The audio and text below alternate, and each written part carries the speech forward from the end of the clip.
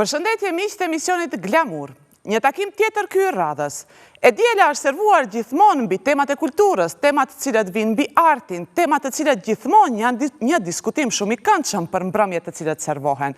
Ora 20:30 është ky format i cili vjen deri tek ju. Sonte do t'ju kisha ftuar në veçanti, mos të ndroni frekuencat. Do të flasim për librin, do të flasim për gjërat bukura, sepse edhe të ftuarat e mia në studio janë speciale. Vetëm sigla dhe mini profili i cili sjell diskutimin në studio.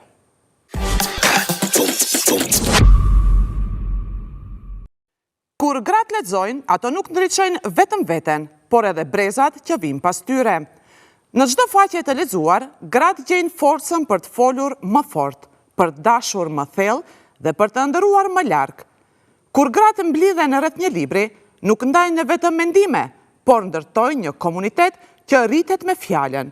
Leximi është një akt i heshtur revolucioni dhe gratë që lexojnë së bashku janë zëri i së ardhmes. Diskutimi i librave mes grash është më shumë se bisedë, është një formë fuqizimit, mirëkuptimit dhe rritjes së ndërsjellë. Një grua që lexon është e fuqishme. Një grup grash që lexojnë së bashku është i pandalshëm. Afërdita Volina, themeluese e Balkan Book Club, shoqat që bën bashkë lexuesit e përkushtuar të cilët kanë dëshirë të shkëmbejnë libra dhe të hapin diskutime të cilat ndriçojnë mendjet. Për një periudhë të gjatë, këto takime bëheshin nga afër me një përqafim dhe me një përshëndetje fisnike, por që tani e një kohë, këto takime bëhen nëpërmjet platformave online kur themeluesja Afërdita Volina e ka të pamundur të jetë personalisht prezente, pasi për një kohë të gjatë jeton dhe vepron në Turqi. Bashkë me zonjën Afërdita vjen dhe bibliotekistja e Universitetit të Europës së Juglindore, zonja Silveta Osmani.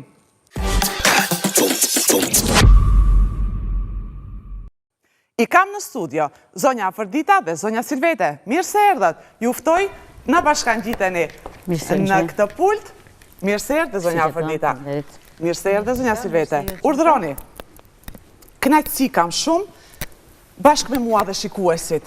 Jam shumë e sigurt, sepse një temë të cilën ne do ta flasim sot është një temë për të cilën gjeneratat shumëta janë këto gjeneratat të cilat janë rritur me librin.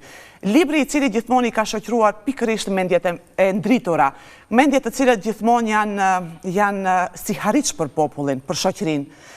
Jo rastisht, zonja Afërdita, jeni nismëtarja, jeni themeluesja e gjithë rrjetit të këtij klubi të librit në Maqedoni, por dhe më gjerë, sepse ne do të flasim gjatë rrugës. Shumë kënaqësi sot të cilë nga Ohri këtu. Edhe shumë kënaqësi që na përfaqëson gjithandej në formë ndërkombëtare, sepse tash e një kohë të gjatë jeton dhe vepron në Turqi. Faleminderit për ftesën, kënaqësi të jem këtu sot prezente.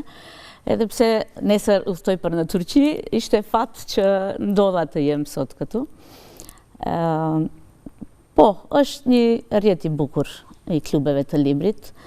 Nisëm diku rreth vitit 2016. Unë kisha fat të jetoj në Amerikë për një periudhë kohore prej 4 vjetësh dhe këtë përvojë sjell nga Amerika. Atje bashorti im ishte i caktuar në mision në Komandën e Bashkuar për Transformim të NATO-s dhe një vjet isha kryesuese e shoqatës të bashortëve të oficerëve të NATO-s atje në Norfolk në Amerikë. Kjo përvojë vjen nga Norfolku, që ka në tërë botën klube të librit, mirë po unë kisha fatin që të jem vetë prezente, të shoh se si funksionon, si punojnë, edhe normalisht që kur u ktheva, desha të bëj diçka për rrethin ku jetoj dhe veproj. Për përvojën atje, më fol pak për të veçantat të cilat ti i more nga Amerika, pikërisht nga klubi ku ishe pjesë.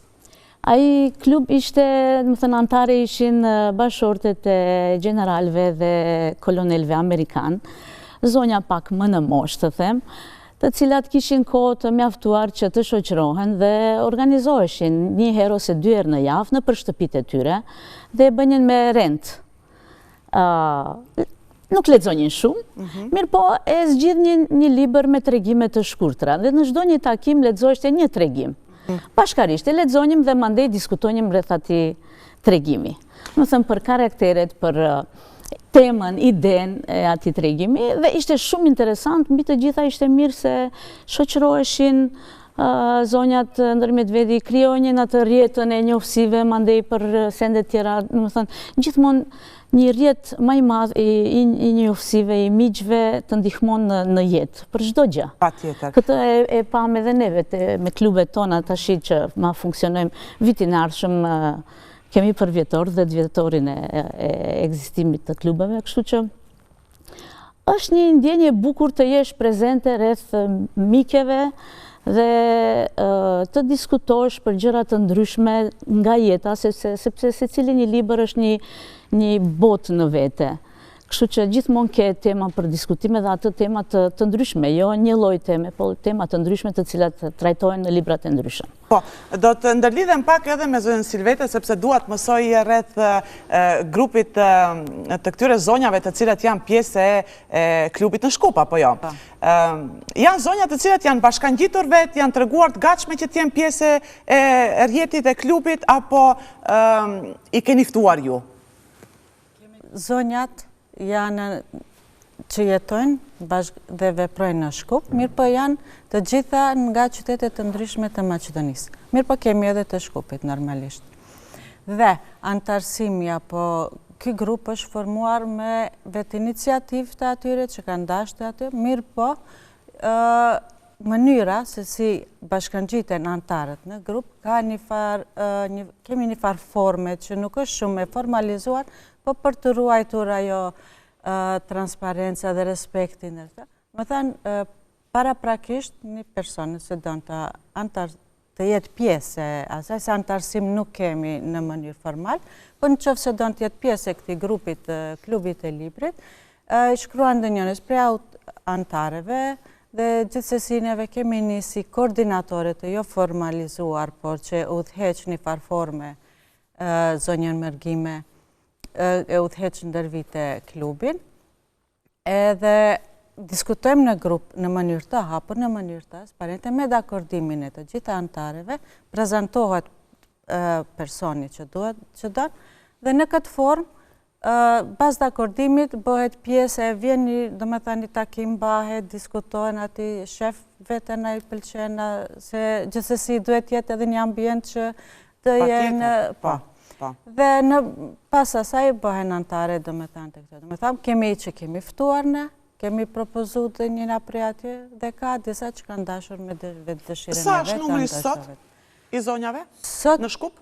Sot për sot, do me thanë, jemi dikun të 17-18, ashtë mund të mësë ashtu, pasi që për shembull po...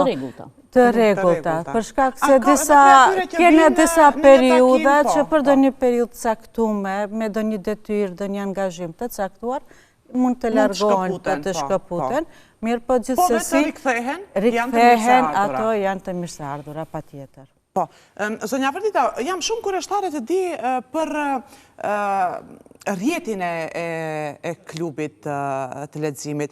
Është ky një rrjet i cili pastaj mori një hovë duke u shpërndar dhe në qytetet tjera.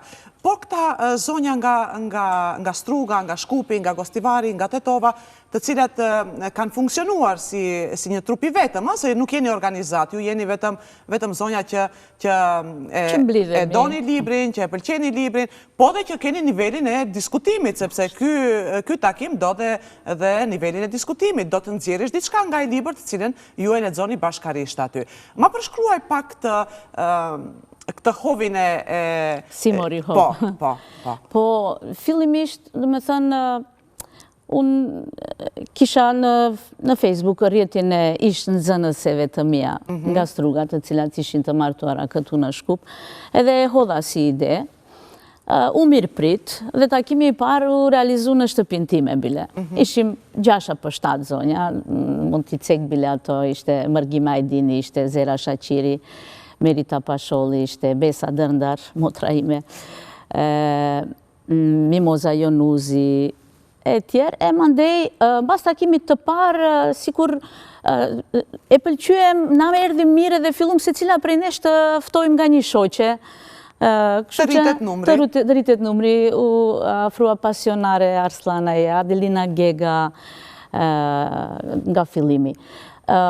Mandej, pasi që vi nga Ohri. Emra këto dhe zonja këto të cilat në sot e kësaj vazhdimësi dite, kanë lexuar. Po, edhe janë edhe aktive në grupin tonë edhe sot e kësaj dite.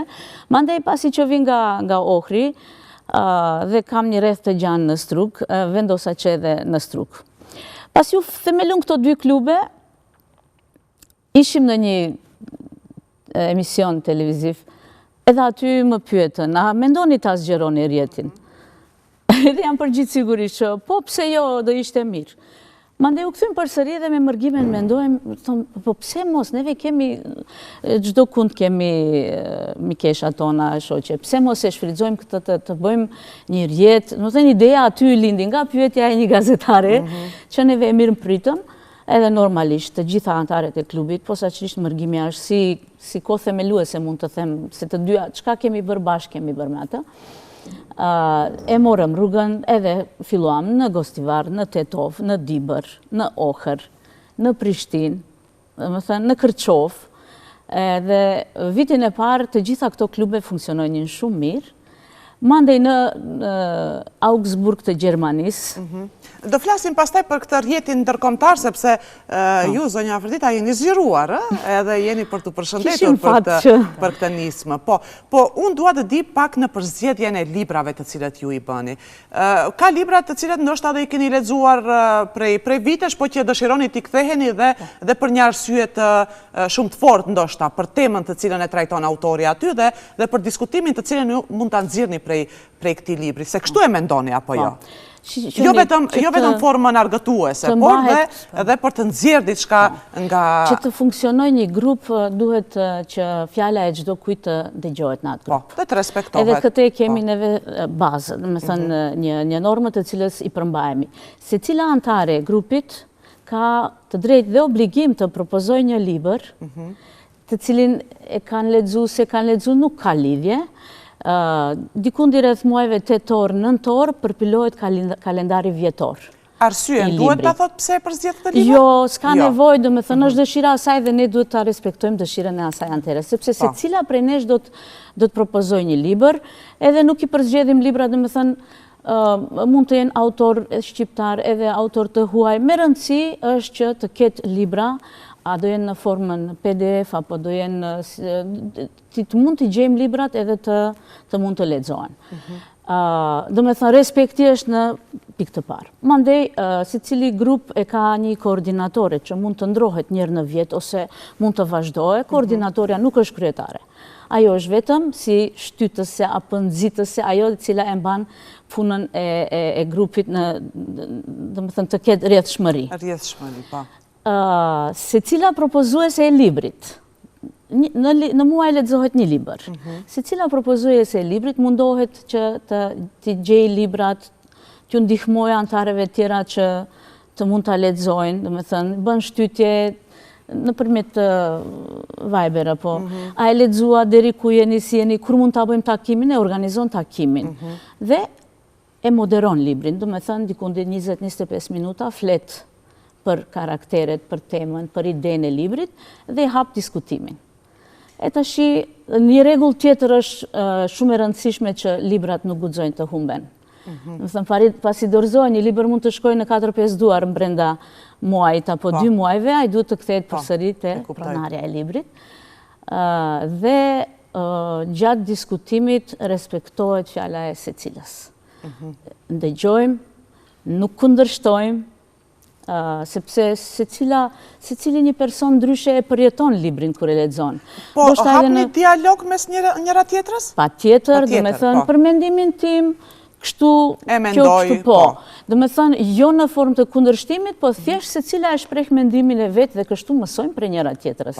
Edhe qëllimi i këtij grupi, kësaj forme të organizimit të një klubi të librit është që të mësojmë, të afrohemi, të miqësohemi dhe mandej edhe bëjmë edhe aktivitetet tjera përveç leximit të librit. Edhe aktivitetet tjera për cilat mund të flasim nëse kemi kohë. Po. Do të ndalem pak sepse si bibliotekiste është shumë e rëndësishme, apo jo, ka siguruar dhe një ambient shumë të këndshëm, sepse neve gjatë fotografive mund t'i shohim edhe takimet të cilet ju i bëni aty në ato hapësira, duket edhe bukur, po edhe një atmosferë shumë e ngrohtë me zonjat të cilet jeni aty. I ke shërbyer edhe me gjetjen e titujve të cilet i kanë kërkuar zonjat për shembull? Patjetër. Dhe me thanë, ku e filloj afërdita në fillim diskutimin përvoja e Amerikës për të formu një klub libri, se isha duke thamë book club.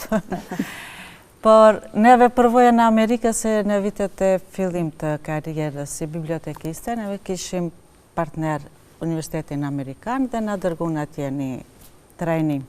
Dhe gjëja që më e bukur më dukmu ishte bibliotekat ishin të hapura. Edhe në me thanë, jo me libra të mbyllur, jo librat në depo, në me thanë, e hapur për lexuesin. Në me thanë, neve jemi bibliotekë universitare, për jemi bibliotekë edhe hapur për komunitetin. Në me thanë, me atë që sigurojmë ambientet. E tash, kur u bëra pjesë e këtij klubit të librit, e ofrova si mundësi ambientin, po e ofrova edhe mundësi edhe literaturën, normalisht. Mënyra huazimit, tash më zdalë këtë shkuptuar, të ne është për lexuesit, mirë po për mes meje, ata munden që ti huazojnë edhe ti marrin ata. Pasi që neve nuk jemi ende si bibliotekë ku mund të antarësohen njerëzit, lexuesit nga jashtë, por mundësia që unë jam pjesë e asaj, do me thanë, ua mundsoj edhe gjetjen e materialeve dhe librave.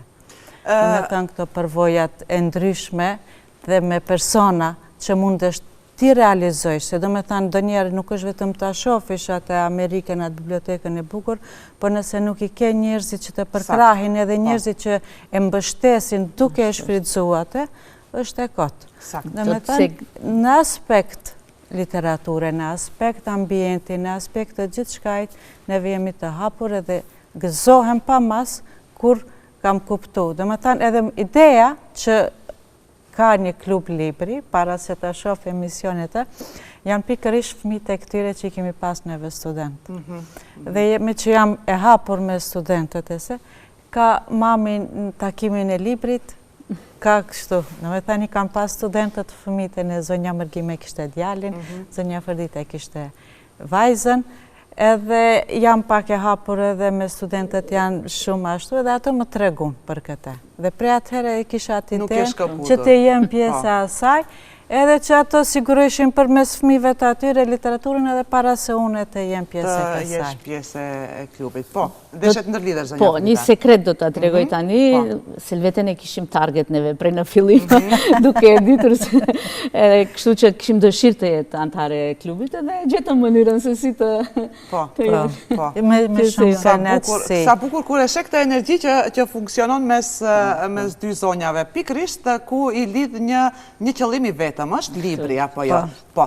Edhe një pyetje tjetër të cilën desha ta bëj është pikërisht këto zonja të cilët duan të lexojnë, kanë të detyrueshme autorët të jenë shqiptar apo mund të jenë dhe të huaj? Neve kemi ba promovime të ndryshme të autorëve. Në me thanë, dhe tash për të mbajt kontinuitetin dhe për të dhanë një farë forme, kemi pas nështë një vit kemi dhanë për autor shqiptar. Mande një vit tjetër, përveç asaj që thafet, dhe me thanë, vetë gjithse cila me vullnetin e vetë, i kemi dhanë një farë dimenzioni, një farë kuptimi asaj, se si ti bëjmë përzgjedhjen, për të lecu, për të mbajt në kontinuitet, ajo lista dhe për ditëshmëria, zhurimi, materialeve dhe asaj. Se do me thanë, ndoshta mund të kesh 3-4 autor ose libra në momentin për t'i propozu për këtë vit, për një farë forme të mbaj një farë radhe ajo, dhe kemi pas autor shqiptar, kemi pas një vit kur kemi pas autore femna, dhe me thanë se edhe gjinin, si përkrahje, si ashtu. Dhe me thanë, gjitha aktualitetet, fenomenet që në rrethojnë neve si shoqëri, përmes këtij klubi, neve jemi mundu edhe t'i përfshim edhe t'i sjellim ato. Dhe me thënë, libra të autoreve shqiptare, të nobelistëve, libra të autorëve ndërkombëtar ose mandej amerikan, rus, po do me thënë, varësisht prej tematikës, prej disponimit, mandej edhe varësisht ndoshta edhe në një farë pa do një qëllim, pa do një formë, pa do një diçka të caktuar, e kemi ba. Dhe me thënë, se ndër vite, ku përmendi dhe me thënë, ndër vite në kontinuitet, neve e mbajmë gjallë kalendarin dhe klubin e librit. Po, kalendari, sa libra mund përmbaj? Sepse çdo njëra nga zonjat mund të propozojnë nga një libër, por në fund bëhet një përzgjedhje, apo? Po jo, nga një libër se cila edhe muajin, e zgjedh cilin muaj, kështu që kalendari përmban 12 libra. Po. Për 12 muaj. Kemi patur raste kur vëllimet të tëra janë lexuar, për shembull 3 libra për të njëjtit autor për një muaj. Trilogji, për shembull, po, ajo janë raste të veçanta ato. Për ndryshe, 12 libra, 12 autor, për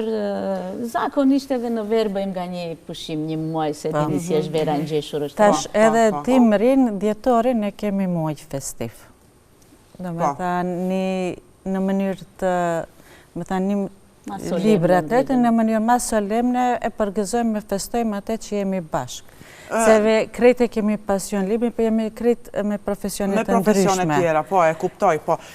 Në këto takime, e bëni fillimin ndoshta të leximit, apo libri ecë duar më duar, sepse është edhe një terapi shumë e mirë, për të lexuar kur janë gjitha bashkë. Po, kemi ba në një qetësi dhe njëra prej atyre lexon, apo jo? Tashku e përmendet në këtë vit ndroi jetë Ismail Kadare dhe në muajin gusht, ku e kishim atë muajin e pushimit, e bëm takim leximit të veprave të Ismail Kadares.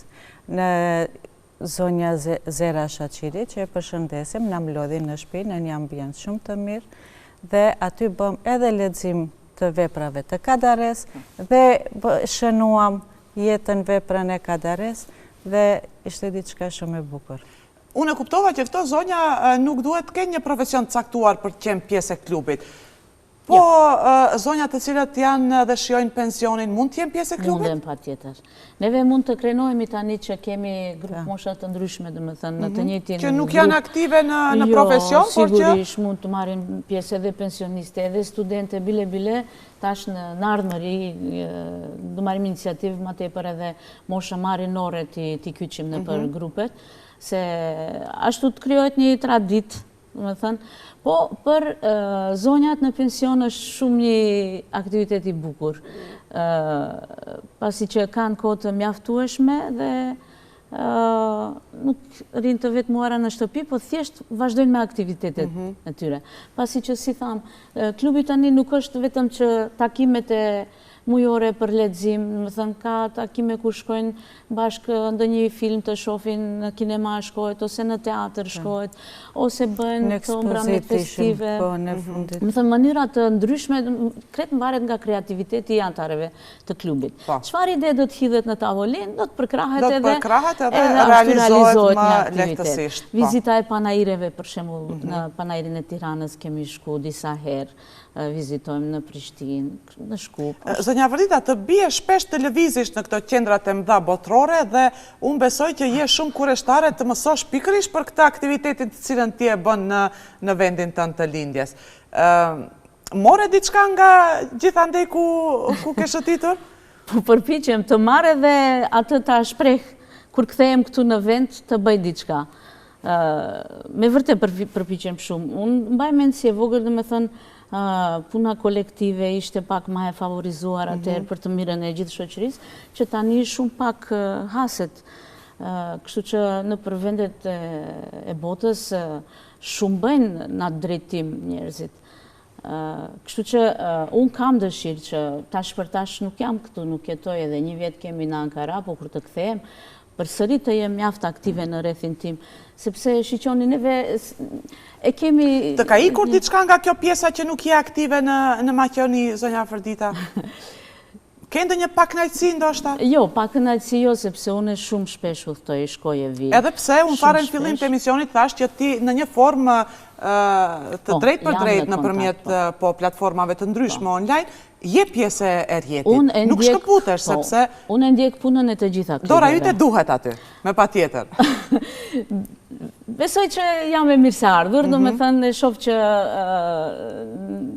me shoqet, me mikeshat e mia shumë mirë komunikojmë, vazhdojmë komunikimin ton, po puna është që kam dëshirë ta ndjek punën e të gjitha klubeve, që mua më merr mjaft kohë, jo që jo, mirë po që të mund të mbahet ai kontinuiteti i punës unë kohë mbas kohe, i përkujtoj për shembull. Që takimet duhet bëhen gjatë muajit, po. Për shembull tashi në momentin që punojnë në Maqedoni, vetëm klubi i Shkupit, i Strugës dhe i Kërçovës janë aktive dhe atë shumë bukur. Shumë aktive janë, shumë bukur funksionojnë, ka pranitë shumë antareve të reja, dhe me thënë ka ide, i ndjek nëpërmjet Viberit, çka bisedohet kretë. Më vjen shumë keq për klubet tjera, po unë besoj se kur të kthehem mund të bëj çmos që të inicioj sërish takimet e tyne të rregullta. Do pagës punë, mirë po besoj që do t'ja arrijë qëllimit. Po, fare në fillim ka qenë një dëshirë shumë e madhe për ta filluar këtë punë me takime të ndryshme me zonjave të cilat sot janë pjesë e klubit të tashe një dekadë gati, e? Po që vitin arshëm kemi përvjetor dhe vite do të bëhen nga... Pse zonja Afërdita nuk e pat arsyeshme që klubit kaloj në një organizat, në një shoqat? Do me thënë, ideja fillestare ishte kjo, si që funksionon tani klubi, jo të jetë organizat. Të jetë e lirë? Të jetë e lirë, të mund të marrin pjesë, të jetë apolitike, do me thënë, e dim ku jetojme dhe si jetojme, e njofim shumë bukur sistemin tonë, edhe une jam e bindun se aty ku hynë parja, aty prishet gjithë shka. Do me thënë, në rini jam marrë dhe me shoqata e jo qeveritare dhe me gjithë shka, edhe unë mendoj se ajo është një pjesë tjetër që s'ka të bëj me leximin, me klubin e librit, edhe kjo duhet të qëndrojë e pastër kështu si që është. Me vetë forcat tona, ta mirë mbajmë, ta zgjerojmë, ta kultivojmë, jo me ndihmën e dikujt nga jashtë apo se di çfarë.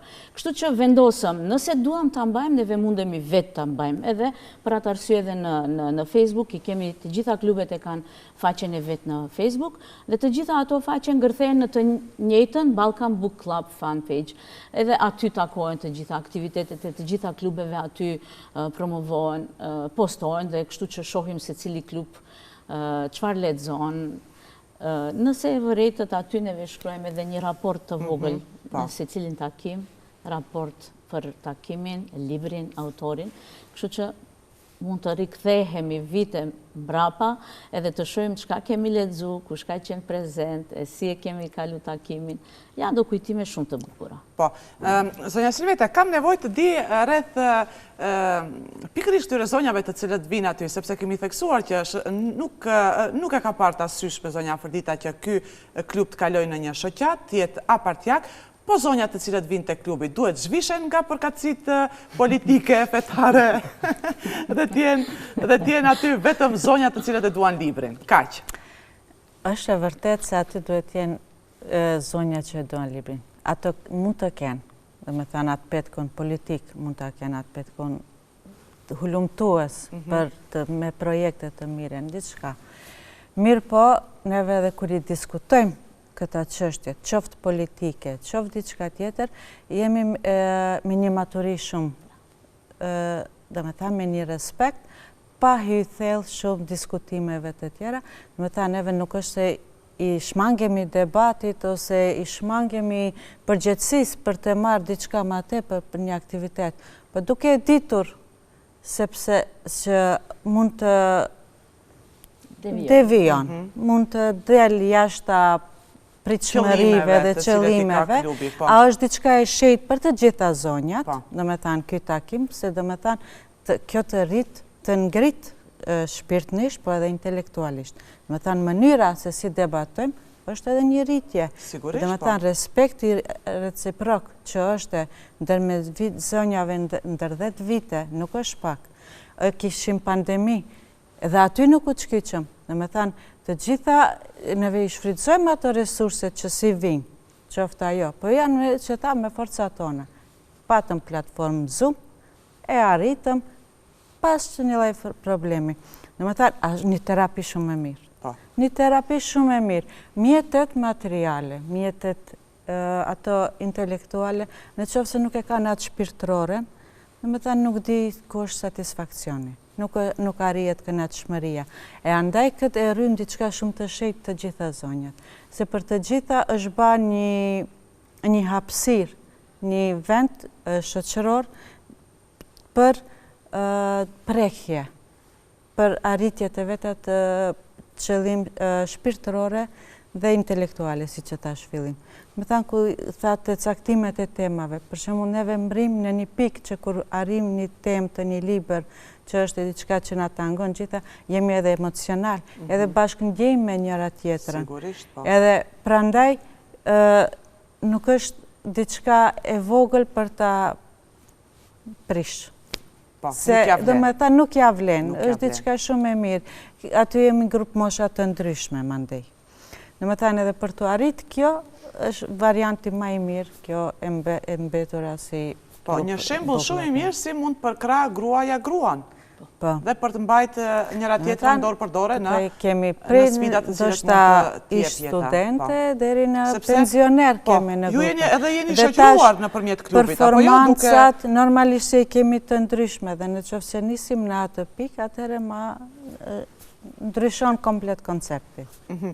Ka ndodhur që të krijoni miqësi shumë të ngushta lidhur me këto zonja të cilët janë të klubit dhe nuk shkëputeni dot nga njëra tjetra pas këtyre takimeve të cilët i bëni ju pikërisht vetëm për librin? Po. Kjo është ajo, do me thamë, përveç në të dhjetoreve, kemi edhe për raste speciale që i urojmë njëna tjetës, që kemi qenë të njëra tjetra për do një lindje, për do një ditlindje, për do një pensionim, për...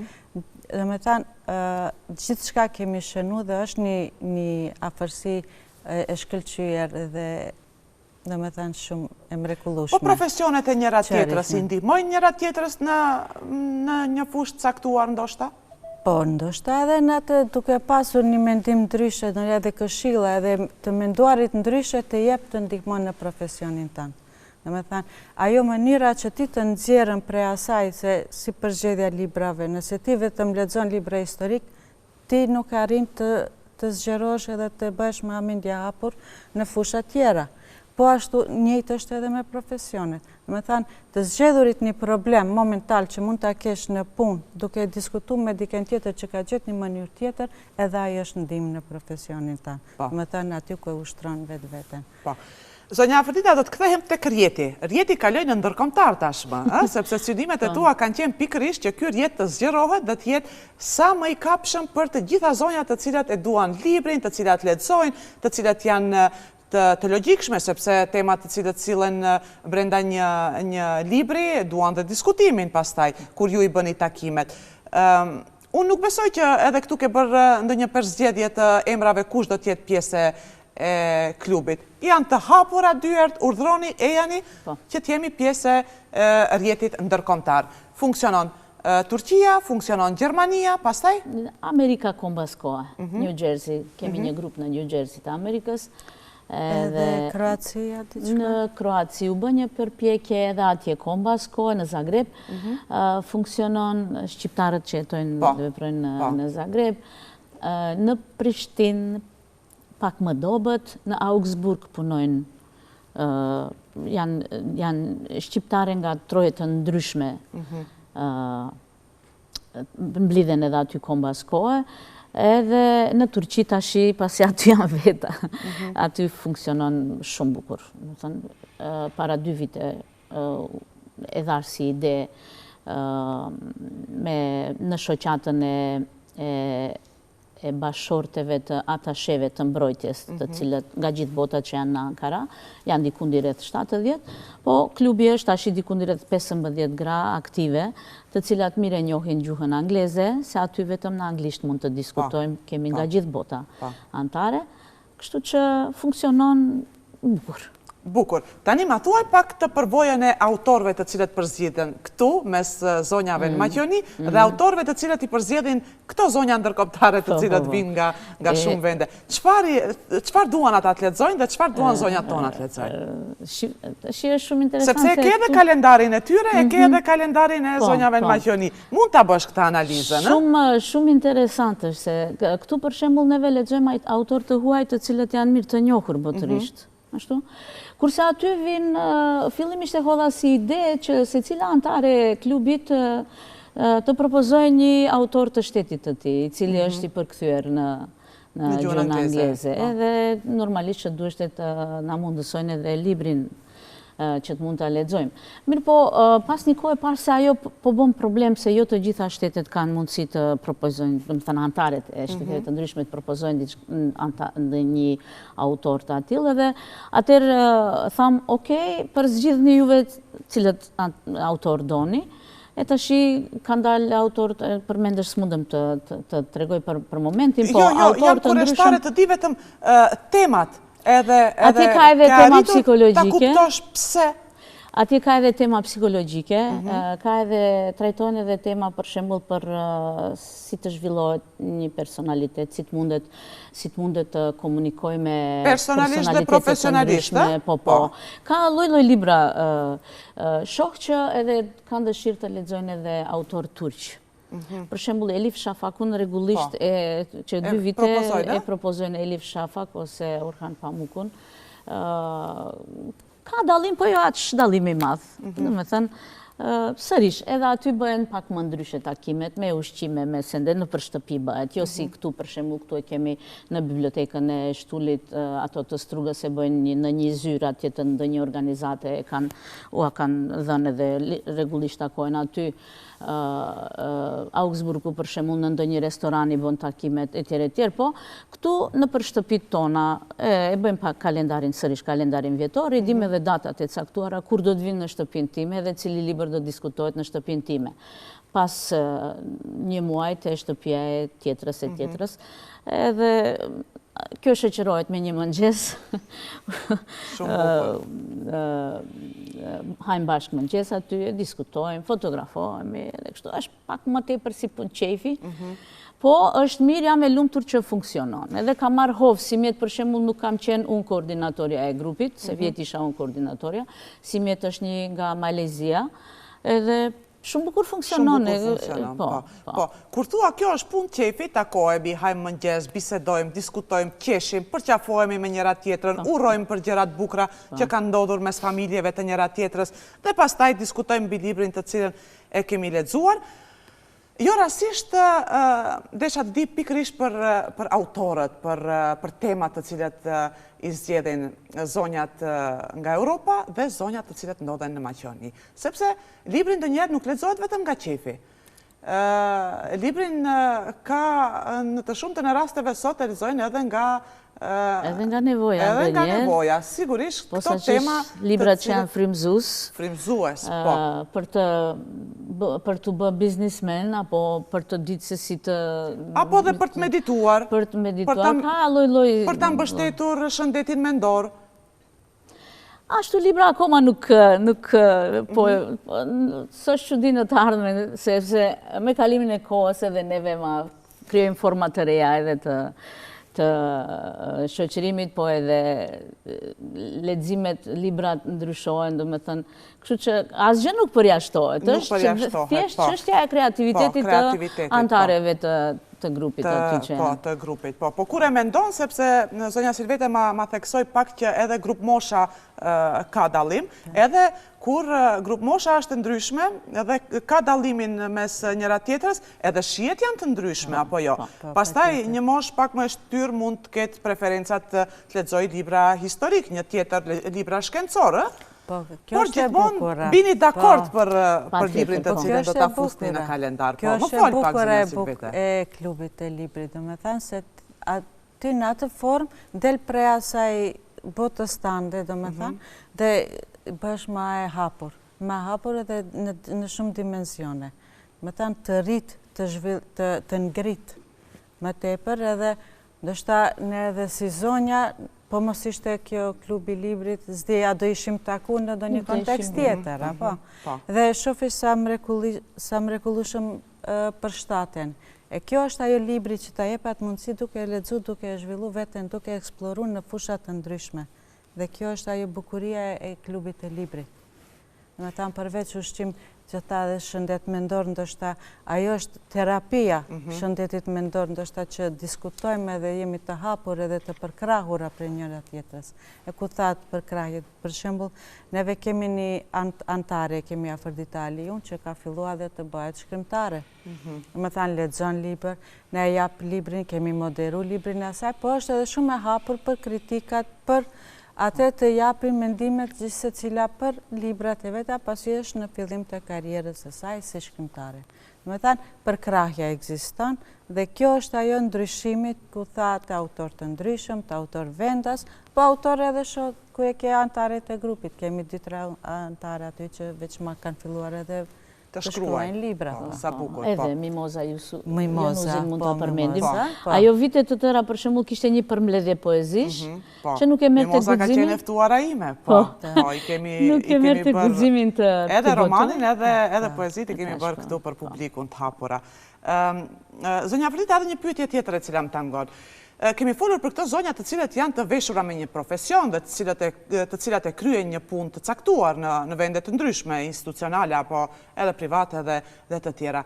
Çfarë ndodh me zonjat të cilat e duan leximin, e duan librin, por që janë anvise? Janë të mirëseardhuna. Neve kemi shumë raste, posaçërisht në Strug edhe në klube të tjera, që anviseve bile ma tepër i duheshte një grupi këtill. Edhe kam biseduar me shumë prej tyre që me vërtet shprehin falemnderim për grupin, për klubin e librit, se thjesht kanë lexuar ose kanë dashur të lexojnë, po s'kan pas një shtytje, ashtu kanë lexuar, po s'kan pas ku ta diskutojnë librin ose të shprehin mendim për atë libër, kështu që ky është një vend ku ato e gjejnë veten edhe me të vërtet ka mjaft zonja të cilat nuk janë të punësuara, po vinë të klubi edhe kënaqemi të gjitha bashkë. Po, bashkëpunimet të cilat i planifikoni në një të ardhme të afërt, janë cilat? Dhe me thënë, unë tash jam duke përjetuar një përvojë tjetër në Turqi, në Ankara, edhe seriozisht mendoj që ta sjell edhe atë këtu në Maqedoni kur të kthehem, por kjo nuk do të jetë në Shkup, po do të jetë në Ohër. Vetëm sillti, vetëm sill, se ne do të presim, duar hapur, krah hapur. Atje në Turqi akoma funksionojnë ato universitetet e punës, nëse u kujtohet një kohë kishte më tepër te ne, tash mund të ketë, po janë me pagesë, kurse në Turqi janë pa pagesë. Dhe të gjitha zonjat shtëpiake, do me thënë një herë në javë shkojnë në atë universitet dhe në shtator regjistrohen në ndonjë prej grupeve. Ka grupe të artit, po, për shembull pikturim, ka pundore, ka gjuhë të huaja, po se di çfarë, edhe ato, do me thënë, janë të rregullta në këto takime, kështu që bëjnë diçka me jetën e tyre. Unë jam duke ndjekur një kurs po ashtu, megjithëse unë private bëj në atë universitet se s'kemi të drejtë, është marbling apo ebru i thonë turqit, ngjyrosje në një lëng special kitre që quhet, mandej basi bëjmë ngjyrat aty, japim formë në ujë, e vendojmë letër ose një mëndafsh sipra, edhe ato ngjyrat të gjitha reflektohen aty të dalin në letër, edhe bëhet një punim jashtëzakonisht i bukur. Dua ta përvetsoj mirë këtë art të them, edhe kur të vi ta bëj një grup me gratë e interesuara që së paku një herë në muaj apo 2 herë në muaj të mblidhemi në shtëpinë time, ngjyrat i blejmë bashkërisht, mjetet çfarë duhet bashkërisht dhe të nisim ashtu punime të bëjmë. Sa metër katrore keni shtëpinë? S'ka lidhje, zemra duhet të jetë e madhe. Zemra duhet të jetë e madhe, s'ka lidhje ajo. Ti gjithë to piktura, gjithë to zonja dhe makinerin plus që duhet përdorur kjo, për ta... Mandej kam edhe një ish kolegen time në Strug që me pa durim pret, edhe ajo punon diçka një pundore, ma spjegonte, po ende si jemi ullur ta diskutojmë. Kështu që do përpiqem të kyç sa më tepër zonjat të cilat kanë ndonjë din të bëjnë diçka, ndonjë pundore apo diçka që të mund sa më tepër të përhapen, të përfshin sa më tepër gra që kanë dëshirë të mësojnë diçka, të bëjnë Do diçka. t'i stimulosh me një diplomë, me një mirënjohje? Jo, nuk ato sende i lëjmë institucionet. Le ti bëjmë, neve bëjmë formale, ne bëjmë. Jo formale, punë qefi, punë shoqërimi, punë si tom respekti edhe kënaqësie. Parë më pyetët një pyetje që sarita do të përgjigjem. Thatë, a keni lëshuar diçka për këto vite që nuk jam këtu? Më ka mbetur peng të bëj një grup të përzierë me gjini edhe mashkullore dhe femërore. Për momentin grupet tona janë të gjitha Po, unë desha të pyes mes shqiptarve dhe maqedonve, a ke pas një takim kështu, po edhe këta mundet, po, mu përgjithë të lutem, po. Në atë drejtim kam bërë një përpjekje në kuadrë të Ministrisë të Mbrojtjes, aty ku unë punoj, kam punuar, që tash nuk punoj, po në të ardhmen përsëri. Bëm një përpjekje, bëm grupin, mirë po sa rritëm do të takojmë, as takimin e parta. Ekziston të vullneti i mirë, dëshira e të gjithve që të bëjnë një takim të këtil, po nuk mujtëm ta realizojmë.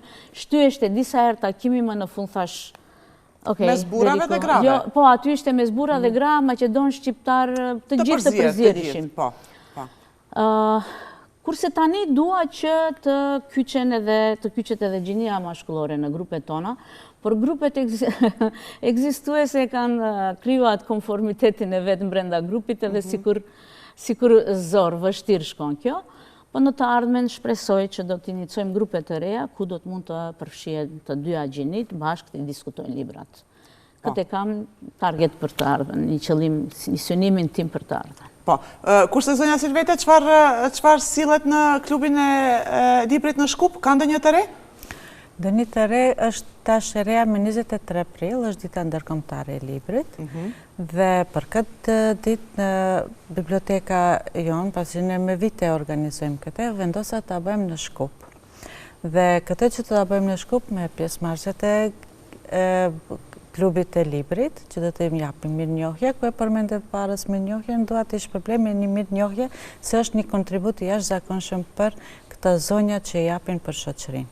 Në me thanë leximit dhe shoqërisë, sepse është dita ndërkombëtare e librit, dhe atë ditë neve i shpërblejmë nxënësit, lexuesit, pa edhe kontribusit që janë për leximin. Në me thanë edhe qoftë edhe për shkrim. Në me thanë atë ditë do të përfshi disa shkollat të mesme, fillore, që kanë disa aktivitete me bibliotekistërinë dhe me lexime dhe shkrime, po ashtu do të kemë paneliste edhe nga klubi i librit, dhe dua që në këtë mënyrë, në farë forme, të promovohen, ndoshta jo se ndoshta edhe din krejt, por një farë forme edhe të jenë mirënjohja për këta zonja. Ta shënoni si ditë, si ngjarje, si aktivitet, po dhe një takim shumë i këndshëm mes. Në të kalume kemi pasi aktivitet me Qendrën Kulturore Informative të Shkupit, ku ish drejtore e më parshme zonja Sermine Ceka dhe antarja jona Adelina Gjega, në aftoi si klub të marrin pjesë në aktivitetin Shkupi Lexon. Mande kemi pas një aktivitet tjetër, ajo ishte gjatë pandemis, ku ishte Mother School, diçka ishte një aktivitet dhe në si klub e përkrahëm po ashtu edhe atë iniciativ të ati projektit, ishte kohë pandemis, po mbajtën në disa vende, disa aktivitete, në fund të gjitha me mirënjohje ishte po ashtu edhe ai si projekt, ndoshta mund të quaj. Në me thanë, neve në format të ndryshme, përkrahim edhe projekte, ku e shohim që klubi i librit mund të jep atë kontributin e vetë. Po, zonja Ferdita, për fund më tuaj, e ke menduar ndonjëherë që t'jeni në një ambient të hapur, për shembull, të shoqërojnë edhe cicërimat e zogjve, edhe valet e detit, ndoshta, edhe të liçenit, pse jo? Po, kemi patur raste kur takimet e Strugës edhe klubi i Ohrit në ma përpara, po edhe Shkupi, rreth Vardarit apo rreth liçenit të Ohrit, i kemi bërë takimet, janë shumë të bukura. Po tashi kam edhe një ide tjetër, sa të përmirësohet koha, neve se cila duhet të marrim nga një karige me vete, kafen me vete, edhe dalim në natyrë, ashtu t'i bëjmë takimet. Do me thënë, do bëjmë ndryshime, po kjo, posaçërisht kjo do të bëhet me siguri. Po. Unë ju uroj shumë suksese. Kisha kënaqësi t'ju kem në studio. Ju faleminderit për ftesën. Dhe besoj në një takim të radhës do sjellim pikërisht të gjitha këto aktivitete të cilat synon t'i realizoj së shpejti zonja Afërdita, bashkë me klubin dhe me Rjetin. Shpresoj. Ju faleminderit për ftesën dhe mundësinë që na e dhatë që sërish të flasim për librin në emisionin tuaj. Faleminderit. Faleminderit. Miq, kemi përfunduar takimin ton sot këtu, duke ju lënë një të radhës sigurisht të dielën që vjen në të njëjtën kohë. Mirupafshim.